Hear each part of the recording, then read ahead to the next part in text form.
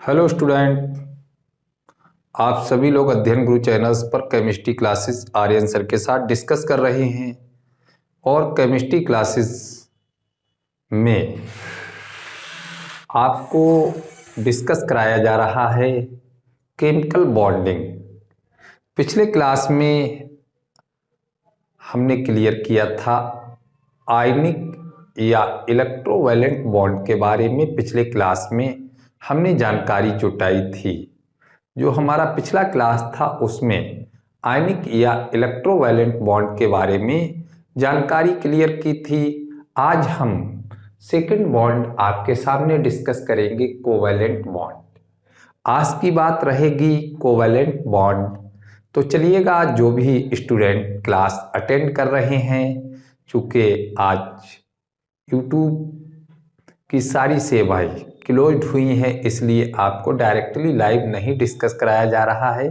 लेकिन जो भी स्टूडेंट क्लास अटेंड कर रहे हैं, सभी स्टूडेंट को हमारी तरफ से गुड इवनिंग, या सुबह के टाइम पर क्लास अटेंड करें तो गुड मॉर्निंग, या दोपहर में क्लास अटेंड करें तो गुड आफ्टरनून। तो यहाँ पर हम बात कर रहे हैं आज कोवैलेंट बॉन्ड की। देखिएगा, कोवैलेंट बॉन्ड क्या होते हैं। जैसा कि आपको बताया था कि chemical bond sharing of electron से बनते हैं। जब इलेक्ट्रॉनों की शेयरिंग होती है तब केमिकल बॉन्ड बनते हैं।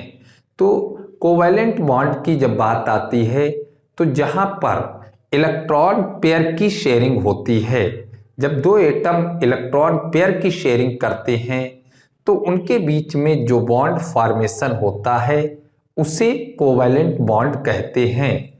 उनके बीच में जो बॉन्ड फॉर्मेशन होता है उसे कोवैलेंट बॉन्ड कहते हैं। यहाँ पर जैसा कि हमने बताया है कि इलेक्ट्रॉन पेयर की शेयरिंग से इन बॉन्ड का फॉर्मेशन होता है। तो यहाँ पर इसकी जो डेफिनेशन बनी रहती है कोवैलेंट बॉन्ड के लिए,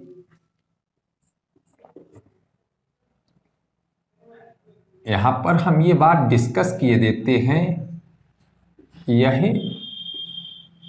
बॉन्ड इलेक्ट्रॉन पेयर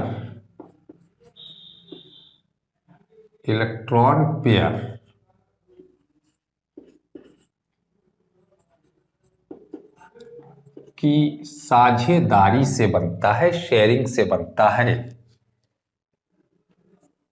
साझेदारी से बनता है।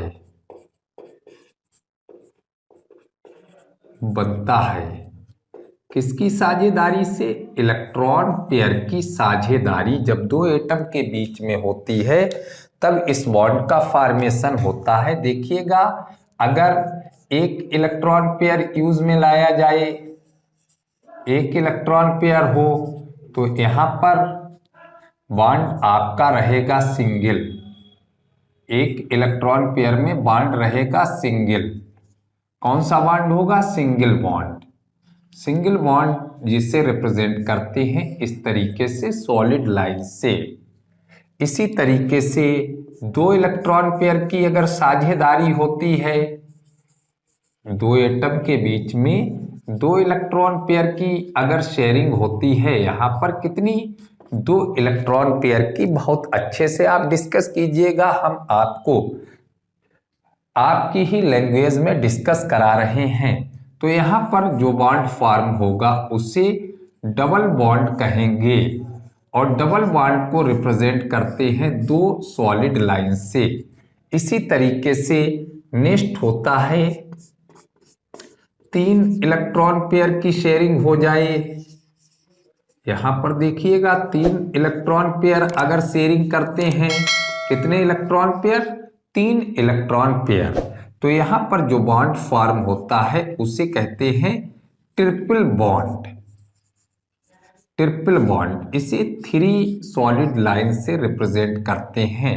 तो आपने यहाँ पर देख लिया है कि कोवैलेंट बॉन्ड जो डिस्कस कराया जा रहा है वो इलेक्ट्रॉन पेयर की शेयरिंग से बन रहा है, इलेक्ट्रॉन पेयर की साझेदारी हो रही है, तब कोवैलेंट बॉन्ड यहाँ पर बन रहा है।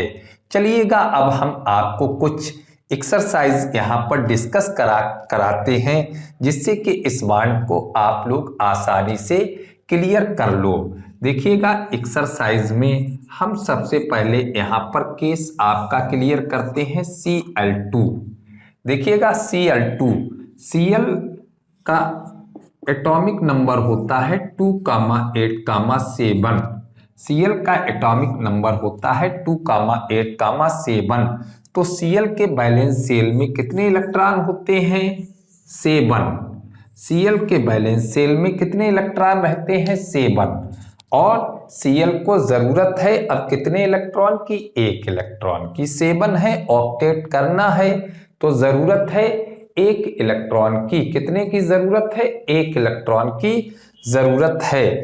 तो यहाँ पर Cl इससे 1 इलेक्ट्रॉन लेगा। देखिएगा इसके पास ये 7 इलेक्ट्रॉन है, जो इलेक्ट्रॉन की शेयरिंग कराएं वे इलेक्ट्रॉन सामने लिख दें। इसे 1 की जरूरत है तो 1 इसके सामने और शेष साइड में लिख दें। इसे भी 1 की जरूरत है तो 1 इलेक्ट्रॉन ये लेगा। कहां से? यहां से। 7 है, इस तरीके से अलग अलग सिंबल में इलेक्ट्रॉन रख लिए हैं। 7 इसके भी हमने यहां पर रख लिए हैं।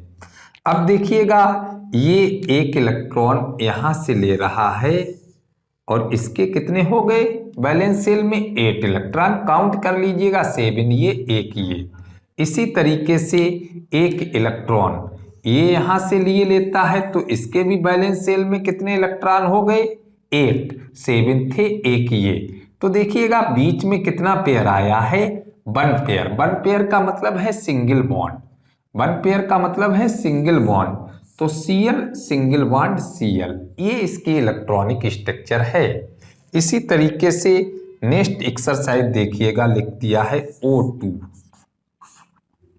ऑक्सीजन को एक्सप्लेन कर रहे हैं। ऑक्सीजन O 2,6, ऑक्सीजन का होता है 2,6, आपको पता है 2,6। अब ऑक्सीजन 2 हैं, एक ये ऑक्सीजन है, दूसरा ये ऑक्सीजन है। अब यहां पर देखिएगा ऑक्सीजन के बैलेंस सेल में कितने इलेक्ट्रॉन है? 6। और 6 वाले को जरूरत है कितने पेयर की? 2 पेयर की। 6 वाले को 2 इलेक्ट्रॉन चाहिए हैं। एक ऑक्सीजन को 2 इलेक्ट्रॉन चाहिए हैं। कितने इलेक्ट्रॉन चाहिए? 2।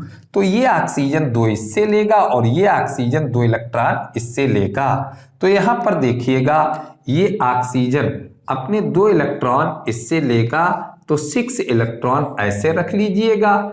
इसी तरीके से ये ऑक्सीजन 2 इलेक्ट्रॉन यहां से लेगा तो 2 इलेक्ट्रॉन इसके सामने कीजिएगा और बाद बाकी इलेक्ट्रॉन यहां पर कर दीजिएगा साइड में। तो अब आप देखिएगा यहां से 2 इलेक्ट्रॉन इसने ये लिए। अब इसके देख लीजिएगा बैलेंस सेल में काउंट कीजिएगा 8 इलेक्ट्रॉन, हमें 8 ही करने हैं। इसी तरीके से इसके भी बैलेंस सेल में 8 इलेक्ट्रॉन। तो अब यहां पर देखिएगा दोनों के बीच में 2 पेयर आ गए हैं और 2 पेयर का मतलब हो जाता है O double bond O, right. ऐसे ही हम यहां पर डिस्कस करते हैं N2 की स्ट्रक्चर। यहां पर देखिएगा हम N2 की स्ट्रक्चर डिस्कस कर रहे हैं। N2 की स्ट्रक्चर आपके सामने डिस्कस करते हैं। N2,5, 5 इलेक्ट्रॉन है। इसे जरूरत है कितने की? 3 इलेक्ट्रॉन की। 5 इलेक्ट्रॉन है, जरूरत है कितने की? 3 इलेक्ट्रॉन की जरूरत है। इससे कितने इलेक्ट्रॉनों की? 3 इलेक्ट्रॉन की। तो ये 3 इससे लेगा। ये 3 इलेक्ट्रॉन किससे लेगा? इससे लेगा। 5 हैं, ये भी 3 इलेक्ट्रॉन इससे लेगा तो 3 इसके यहां पर सामने कर दीजिएगा। अब देखिएगा ये 3 इलेक्ट्रॉन इसने ले लिए और देखिएगा ये 3 इलेक्ट्रॉन इसने ले लिए। तो अब देखिएगा यहां पर काउंटिंग भी करते रहिएगा। 8 इलेक्ट्रॉन होने चाहिए, 3 पेयर। तो N ट्रिपल बॉन्ड N, तो आपको डिस्कस हुआ होगा कि कैसे यहाँ पर हमने बॉन्ड सिंगल, डबल और ट्रिपल को क्लियर किया है। ये तो मॉलिक्यूल सिंपल हैं। अब आप कुछ स्ट्रक्चर जनरली और देखिएगा, जो स्ट्रक्चर हम यहाँ पर आपको एक्सप्लेन कर रहे हैं कोवैलेंट बॉन्ड की ही स्ट्रक्चर हैं, जिन्हें आप बनाने की कोशिश कीजिएगा कि कैसे कोवैलेंट बॉन्ड की स्ट्रक्चर यहाँ पर डिफाइन की जा रही हैं। देखिएगा यहाँ पर हम आपके सामने कुछ एग्जाम्पल रखते हैं, जिसमें सबसे पहला एग्जाम्पल यहाँ पर क्लियर कर लेते हैं CH4। देखिएगा CH4 को एक्सप्लेन कर रहे हैं, और जब CH4 को एक्सप्लेन करते हैं तो हमेशा ध्यान रखिएगा बीच में सेंटर में जो एटम रखा जाता है वो एटम जो संख्या में कम हो, जो एटम संख्या में कम होता है वही सेंट्रल एटम होता है, उसे बीच में रखिएगा। तो यहाँ पर कार्बन कार्बन घिरा है 4 हाइड्रोजन से, कार्बन इस तरीके से लिख देंगे। अब इसे कवर किए हुए हैं 4 हाइड्रोजन, कार्बन को 4 हाइड्रोजन इस तरीके से कवर किए हुए हैं चारों तरफ से, इसे हाइड्रोजन से घेर लें। और जैसा कि हम जानते हैं कार्बन, कार्बन का 2,4 और हाइड्रोजन का 1, तो हाइड्रोजन के पास में ओनली 1 इलेक्ट्रॉन होता है। हाइड्रोजन के पास में केवल एक इलेक्ट्रॉन है, और कार्बन के पास में टोटल 4 इलेक्ट्रॉन हैं। कार्बन के पास में टोटल 4 इलेक्ट्रॉन है, हाइड्रोजन को जरूरत रहती है 1 इलेक्ट्रॉन की, तो कार्बन से ये एक इलेक्ट्रॉन लेते हैं। देखिएगा ये 4 इलेक्ट्रॉन कार्बन के हो गए हैं। अब हाइड्रोजन इनसे एक इलेक्ट्रॉन यहाँ पर लिए लेता है। इस तरीके से हाइड्रोजन यहाँ पर एक इलेक्ट्रॉन इनसे लेकर के अपना डुप्लेट क्लियर कर लेता है। कार्बन ऑक्टेट जिन्हें एक इलेक्ट्रॉन दिया है, उनसे कार्बन एक इलेक्ट्रॉन यहाँ से ले लेता है। इस तरीके से देखिएगा यहाँ से, तो कार्बन और हाइड्रोजन के बीच में जो शेयरिंग हो गई है, सभी के बीच में एक पेयर आपको दिख रहा होगा। इस तरीके से 4 पेयर की यहाँ पर शेयरिंग हुई है। देखिएगा मीथेन की इलेक्ट्रॉनिक स्ट्रक्चर इस तरीके से हम लोग यहाँ पर डिफाइन कर लेंगे। जो मीथेन की इलेक्ट्रॉनिक स्ट्रक्चर है, देखिएगा कैसे डिफाइन की गई है, आपको अच्छे से समझ में आ जाएगा कि मीथेन। ऐसे ही हम यहाँ पर डिस्कस करते हैं C2H4। एथीन के बारे में हम डिस्कस करते हैं। इसमें 2 कार्बन हैं, कार्बन 1, कार्बन 2, 4 हाइड्रोजन हैं। एक कार्बन के पास में 2 हाइड्रोजन रहेंगे, एक कार्बन के पास में 2 हाइड्रोजन रहेंगे। अब हाइड्रोजन के पास में 1 इलेक्ट्रॉन होता है, एक इलेक्ट्रॉन ये कार्बन से लेगा। कार्बन के पास में अभी हमने बताया था 4 इलेक्ट्रॉन, जिसमें एक इसे दिया गया, एक इसे, 2 ये बचे हुए हैं। इसके पास भी 4 इलेक्ट्रॉन है, 2 ये बचे हुए हैं। आप देख सकते हैं हाइड्रोजन यहां से एक पेयर इनसे ले लेगा। अब देखिएगा कार्बन, कार्बन अपने पास में 8 करने के लिए यहां से एक और इससे 2, 8 हो जाएंगे। ये भी यही करेगा, यहां से 2 ले लेगा और इससे एक पेयर ले लेगा, तो इसके पास भी 8 हो गए। तो आप देख सकते हैं C double bond C, single bond H, single bond H, single bond H, single bond H। ये आप यहाँ पर देख सकते हैं कैसे हमने स्ट्रक्चर यहाँ पर इलेक्ट्रॉनिक स्ट्रक्चर को आपके सामने कंफर्म किया है। तो आपको यहाँ पर केमिकल बॉन्डिंग की स्ट्रक्चर क्लियर हो रही होंगी। देखिएगा कुछ स्ट्रक्चर और हम आपको यहाँ पर डिफाइन करा रहे हैं केमिकल बॉन्ड की, कुछ स्ट्रक्चर और देखिएगा। एथीन की स्ट्रक्चर आपने क्लियर कर ली है, अब कुछ स्ट्रक्चर यहाँ पर और भी देखिएगा जो हम आपको एक्सप्लेन करा रहे हैं केमिकल बॉन्डिंग की कुछ स्ट्रक्चर यहाँ पर हम आपको एक्सप्लेन करा रहे हैं, उन्हें भी आप जल्दी से देख लीजिएगा और इनके स्क्रीन भी लेते रहिएगा। तो यहाँ पर देखिएगा स्ट्रक्चर, नेक्स्ट स्ट्रक्चर आपकी हम क्लियर करते हैं। नेक्स्ट स्ट्रक्चर आपकी यहाँ पर हम क्लियर कर रहे हैं C2H2। C2H2 ये स्ट्रक्चर हम यहाँ पर आपकी डिस्कस कर रहे हैं। इस स्ट्रक्चर को डिस्कस करने के लिए यहाँ पर देखिएगा 2 कार्बन हैं, अब 2 ही हाइड्रोजन हैं। इस तरीके से 2 हाइड्रोजन हैं, हाइड्रोजन के पास में ओनली फॉर 1 इलेक्ट्रॉन, कार्बन के पास में 4 इलेक्ट्रॉन। 4 इलेक्ट्रॉन यूं लिख लेंगे हम लोग 4 इलेक्ट्रॉन। अब देखिएगा हाइड्रोजन यहाँ से 1 इलेक्ट्रॉन ले लेगा, ये हाइड्रोजन यहाँ से 1 इलेक्ट्रॉन ले लेगा। अब कार्बन यहाँ से 1 और यहाँ से 3 इलेक्ट्रॉन लेकर के अपना ऑक्टेट करेगा, ये भी यहाँ से इसी तरीके से 3 इलेक्ट्रॉन लेकर के अपना ऑक्टेट करेगा। तो हम लोग कह सकते हैं कि H single bond C, triple bond C, single bond H। देखिएगा यहाँ पर स्ट्रक्चर आपकी क्लियर हो रही है। जो स्ट्रक्चर आपने यहाँ पर देखी है वो स्ट्रक्चर यहाँ पर कंफर्म हो रही है। इसी तरीके से नेक्स्ट एक्सरसाइज देखिएगा, हमने यहाँ पर लिखा हुआ है NH3। नाइट्रोजन, नाइट्रोजन से 3 हाइड्रोजन शेयरिंग कर रहे हैं। नाइट्रोजन के साथ में 3 हाइड्रोजन और हाइड्रोजन के पास में 1 इलेक्ट्रॉन होता है। नाइट्रोजन के पास में 5 इलेक्ट्रॉन है, जिसमें से 1 इलेक्ट्रॉन इसे दिया जाएगा, 1 इलेक्ट्रॉन इसे दिया जाएगा, 1 इसे और शेष 2 ये लिख दिए हैं। अब यहाँ से हाइड्रोजन ने 1 इलेक्ट्रॉन यहाँ से लिया, इसने यहाँ से लिया, इसने यहाँ से लिया।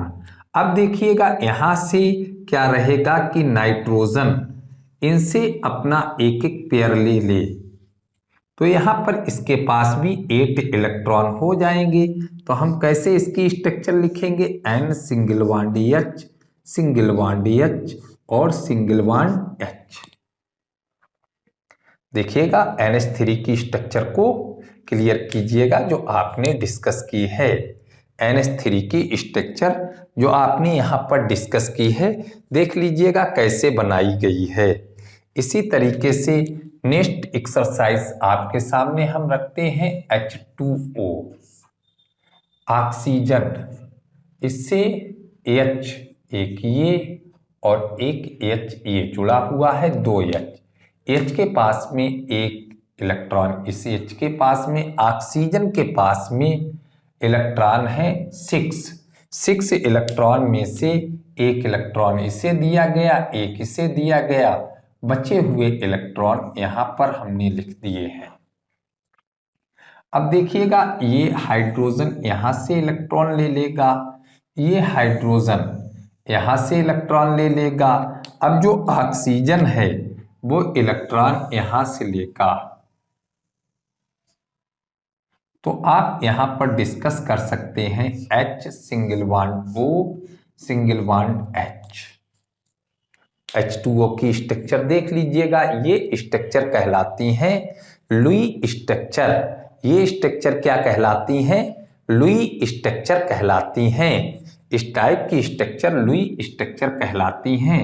CO2, देखिएगा CO2 को डिस्कस करते हैं। CO2 को, अब इसमें सेंटर में C, ऑक्सीजन, ऑक्सीजन, ऑक्सीजन के पास में 6 इलेक्ट्रॉन होते हैं, 2 इलेक्ट्रॉन की जरूरत है। ऑक्सीजन के पास में 6 इलेक्ट्रॉन है, इसे 2 इलेक्ट्रॉन की जरूरत है। कार्बन के पास में 4 इलेक्ट्रॉन होते हैं, कार्बन के पास में 4 इलेक्ट्रॉन होते हैं। अब ऑक्सीजन इससे 2 इलेक्ट्रॉन ये ले लेगा, ये ऑक्सीजन इससे 2 इलेक्ट्रॉन ले लेगा। कार्बन को जरूरत है 4 इलेक्ट्रॉन की, तो कार्बन यहाँ से 2 इलेक्ट्रॉन ले लेगा और यहाँ से 2 इलेक्ट्रॉन ले लेगा, तो यहाँ पर हो जाएगा O double bond C double bond O, CO2। देखिएगा CO2 की स्ट्रक्चर आपने डिफाइन कर ली होगी कैसे बनी है। नेक्स्ट एक्सरसाइज देखिएगा, हम लिख रहे हैं HCN, हाइड्रोजन साइनाइड की स्ट्रक्चर आपके सामने रख रहे हैं HCN।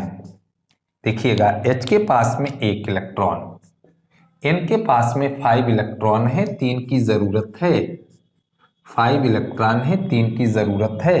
कार्बन के पास 4 इलेक्ट्रॉन है, जिसमें 1 इसे दे दिया गया और 3 इसे दिए गए। देखिएगा यहां से ये ले लिए हैं। अब कार्बन इधर से 1 इलेक्ट्रॉन और इधर से 3 इलेक्ट्रॉन यहां पर ले लेगा, तो आपका हो गया है H single bond C triple bond N। Any doubt?